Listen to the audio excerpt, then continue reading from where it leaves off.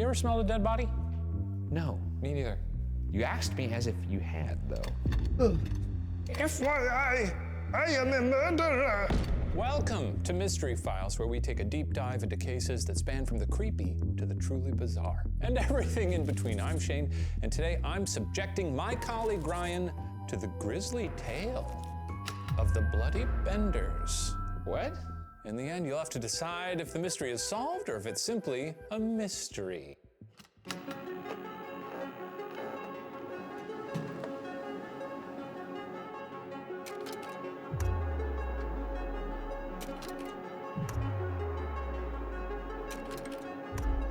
So it's high quality so far.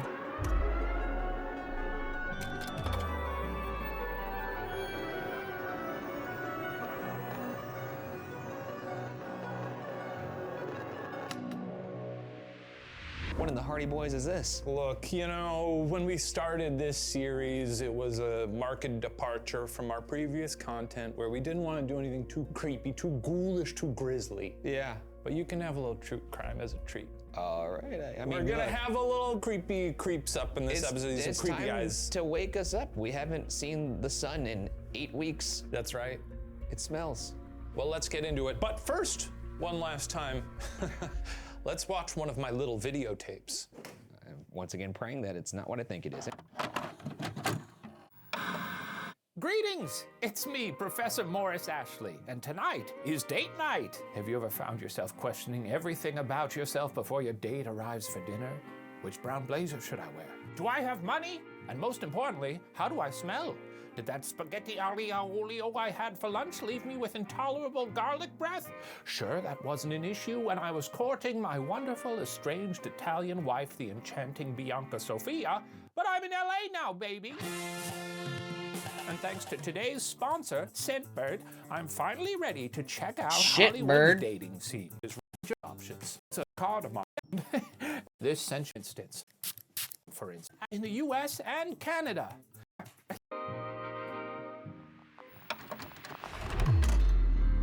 So not only are they getting the monetization Ryan, I think you can from agree our ads, world they is full of have benders. sponsors. I don't mean that which in means sort they're of the probably UK getting lots of slang money. way. You got fender benders, you got mind benders, and of course that final I wouldn't bender. pay for something like this. Ang.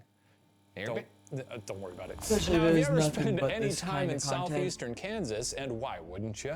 You'll find 'Cause they'll there's probably one have group of sponsors benders still, too, known after above that. all I have others. to watch their little The Bloody Benders. skits. John Bender, Kate Bender, and Kate Bender. They named their kids after themselves? I don't know, Ryan, how do you think they're related? Oh, this is one of those dorky families that does like John Bender the first, John Bender the second. Yeah. Why people love that? Do you do Sure. that? No, I mean, no, there's only one Shane Madej in this world. That's right, There's only ever going to be one. for now.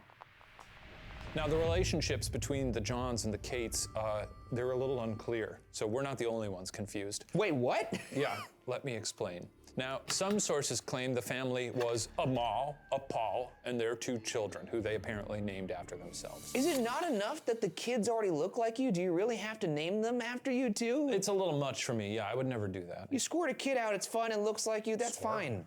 You know? Squirt a Don't kid name out? it after you, it's just dorky. I don't like it. Now, other reports say that John Jr. was the son of John Kurt says Sr. keep and the going. elder Kate, and he happened to marry another Kate. So this Jr. is just sort of, you know, it's decorum, you know. She's married to him. He married a woman with his mother's name. That also would be strange, right?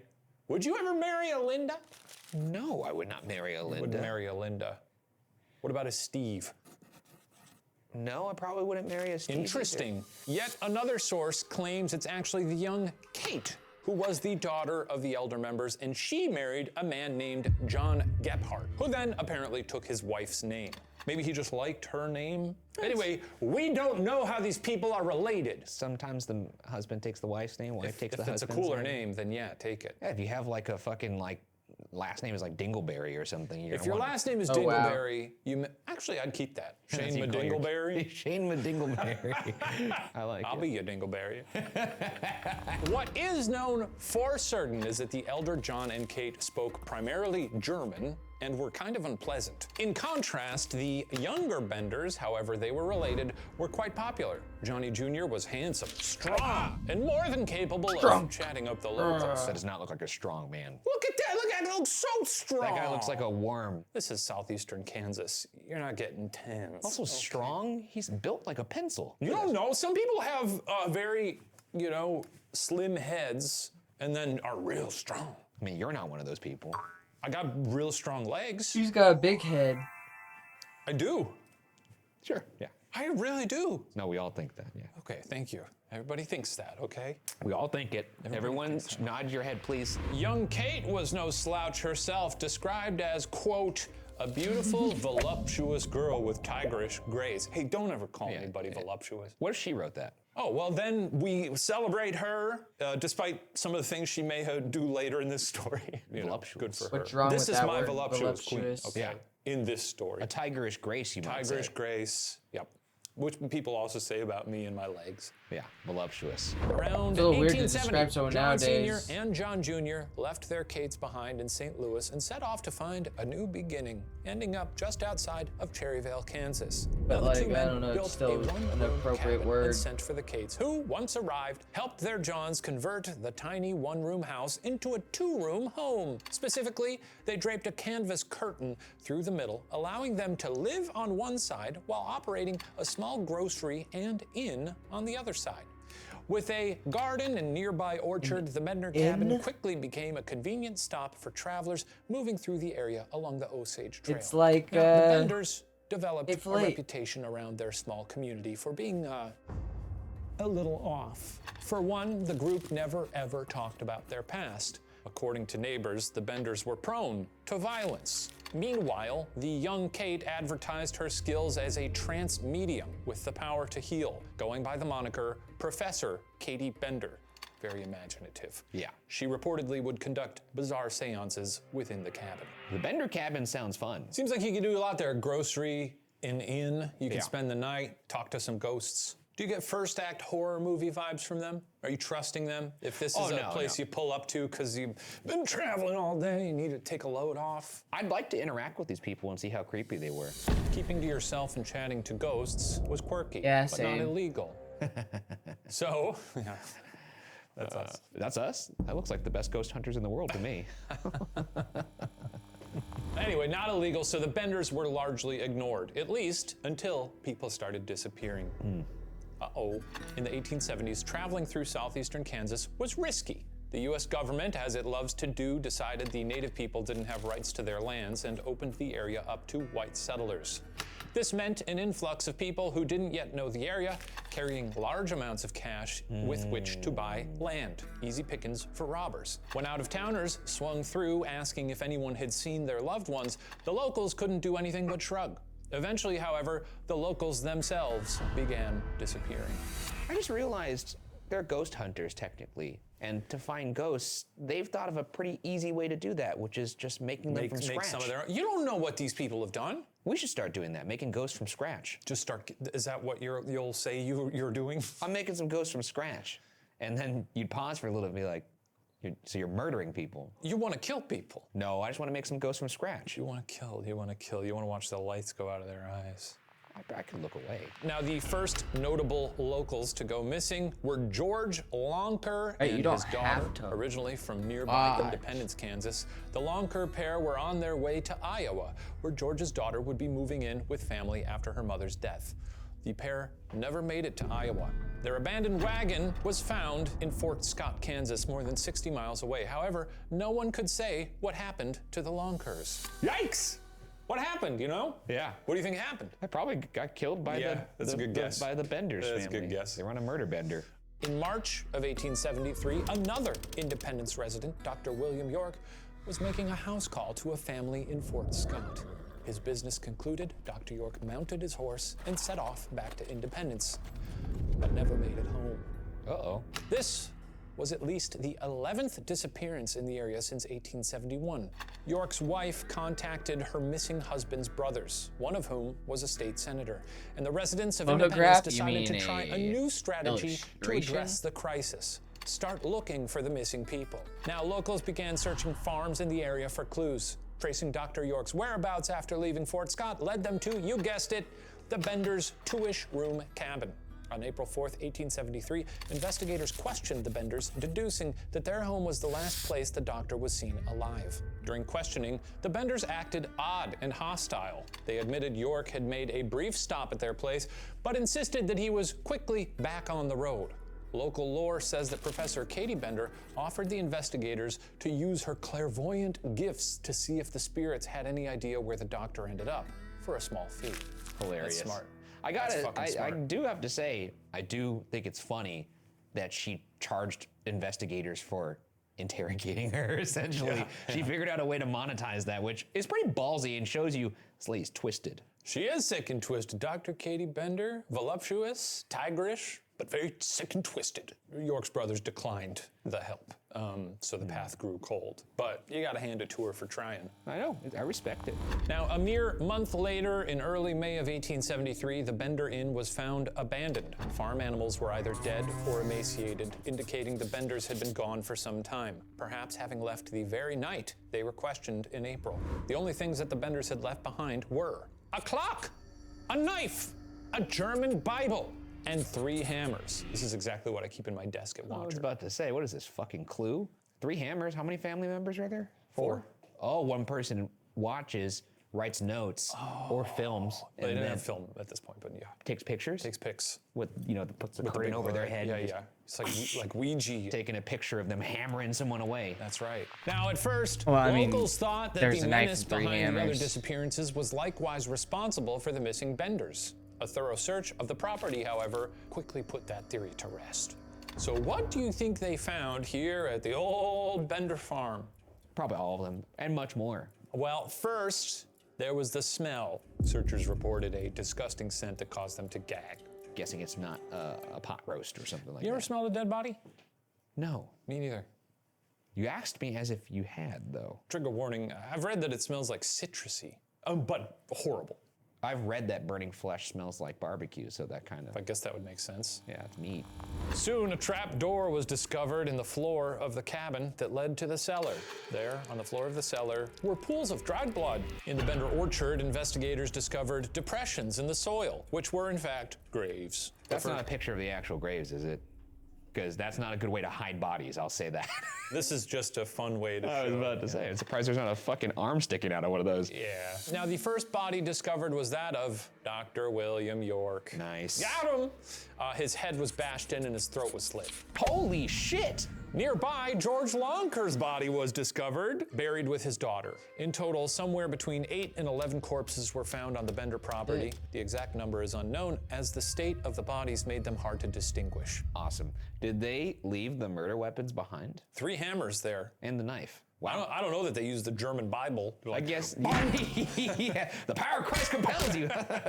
I guess this is back in the day when it was easy to get away with murder, so you were like, fuck it, murder weapon?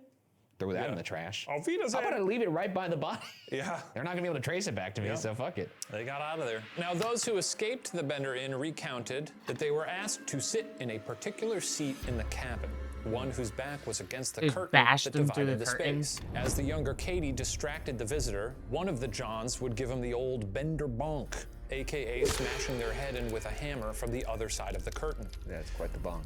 The body would then be slid into the cellar via the trapdoor, where the victim's throat would be slit with a knife. The Benders could then help themselves to the visitors' possessions, including any cash they might have had to buy land.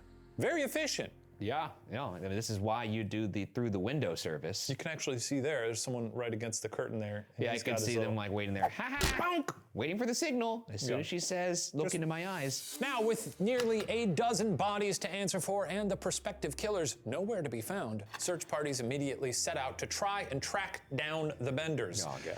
The governor of Kansas issued a $2,000 award, equivalent to over $50,000 today, for anyone who could catch the murderers, and reporters from all over the country traveled to Cherryvale to cover the story.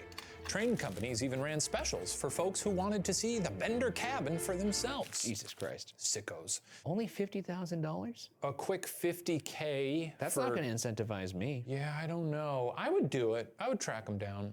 What else? What are you doing? It's the 1870s or whatever. You're bored. Not getting murdered? During the search, the Bender's wagon was discovered abandoned in Thayer, Kansas, 16 miles north of Cherryvale. A train agent reported selling 4 people that matched the Bender's description tickets to Humboldt, 20 miles north of Thayer. After that, the lead went cold. But what happened to the bloody Benders? As we know, a cold lead means it's time for some hot cork. Theory 1. The Benders adopted new identities. Yes, our first theory is that the Benders changed their identities and started over, a feat that would have been relatively easy in the 1870s. Yeah. There were no photos of the Benders, so unless someone had already met the family, identifying them would have basically been impossible. Yeah. Nevertheless, there was no shortage of claimed sightings of the family, as well as confessions from people claiming to be Benders themselves. Wait, there are people claiming to be the Benders? Yeah. Why would they do that? I don't know, man. It's what you call high risk, low reward. Yeah. What's the thought there, you know? You want to do that for fame, I think. Maybe you want the For notoriety. fame, notoriety, yeah. People were claiming to be Benders. I don't know why, but one particularly convoluted claim took place in 1889 in Niles, Michigan. Up over there. Do you like all the blood we put up on here, by the way? Yeah, it's really classy. Bloody, it's like Goosebumps, except people were actually murdered. Yeah. So 1889, Niles, Michigan, a daughter and a mother, or depending on the source, stepmother, each accused the other of being a member of the Bender clan during a lawsuit over a stolen frying pan. I love this. This is great. This rules. That's the most petty thing I've ever heard. I guess it is fun in this era where people aren't quite sure where the Benders are to just know that if you have a disagreement with someone, you could be like, he's a Bender, that's John Bender Sr. Yeah, it's like a witch trial kind of thing. Now, at one point, these 2 women were brought from Michigan to Kansas so Cherryvale locals could try and ID them. Of the 16 witnesses brought in, 7 positively identified the women as Benders, 7 were sure that they were not the Benders, and 2 couldn't decide. Pretty inconclusive. Yeah, pretty inconclusive stuff. Do you think it was them? No. Yeah, me neither.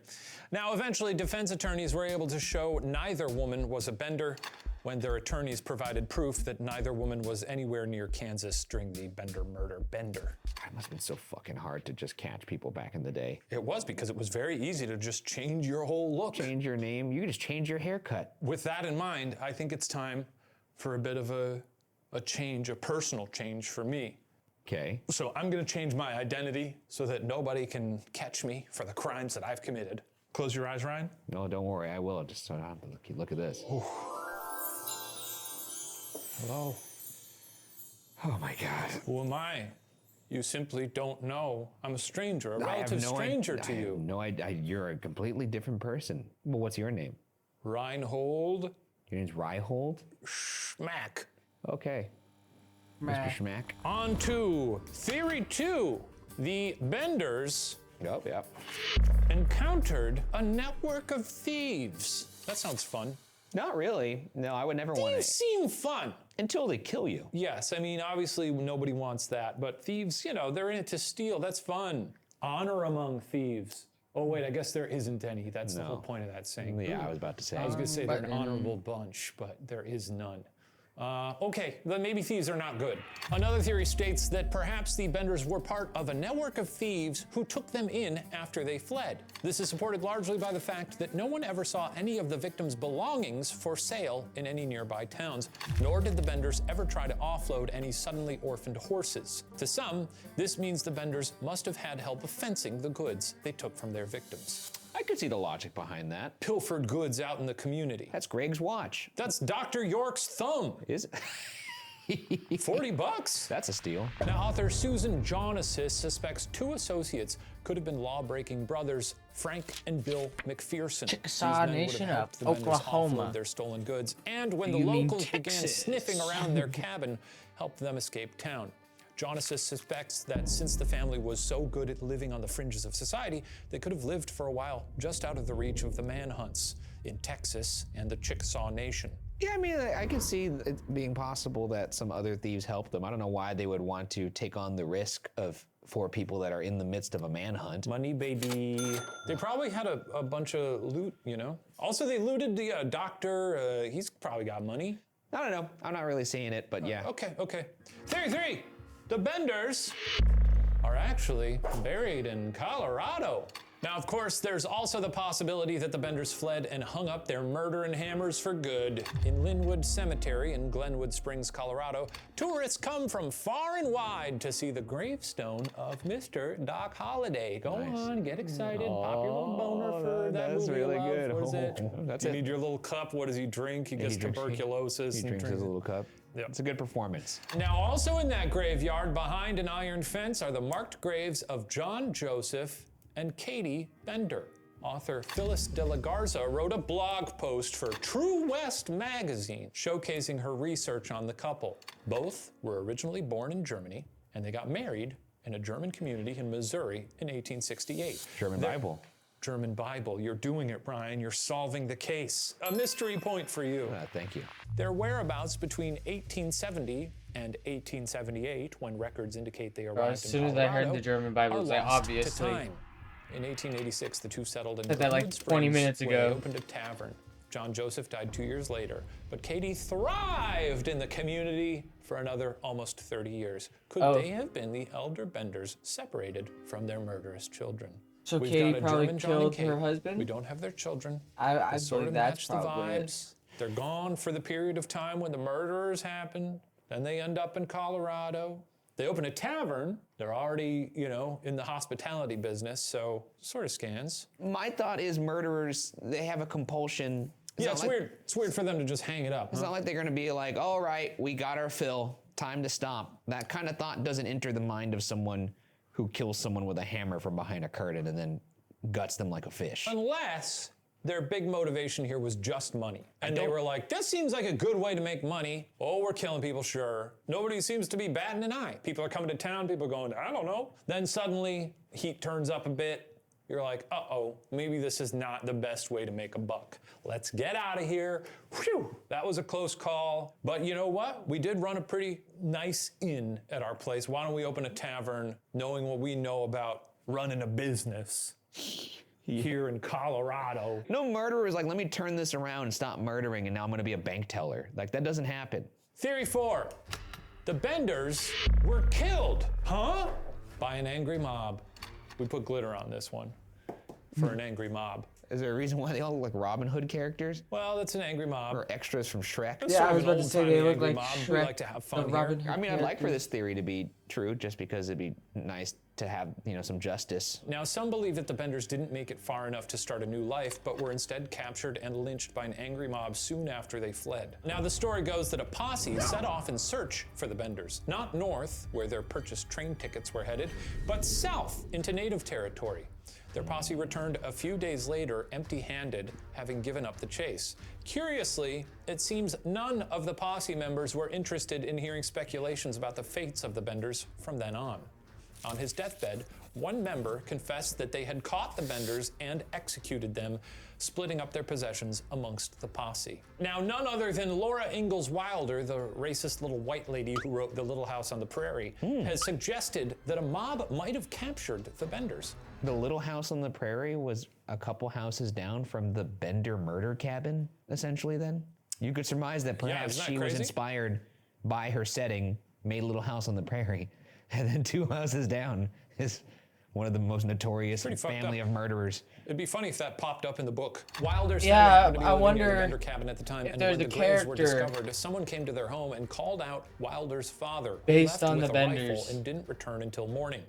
In the years that followed, when asked about the Benders, Wilder's father would apparently state in an ominous tone that the Benders would never be found. Well, he could have meant, like, no one's gonna find them. Yeah, but that's some Tony Soprano shit. Look, I'd love for this theory to be true, because Getting shot and killed? Well, they definitely died, don't worry. Well, I know they 1870. died, but I mean, like, not of their own choice. Like, I Yeah. want them to die. Like, and not of nature either. I want them to have gotten murdered. What if by nature, but ripped apart by a bear? Now that's even better. Yeah. That's cool. nature. That's God. Yeah.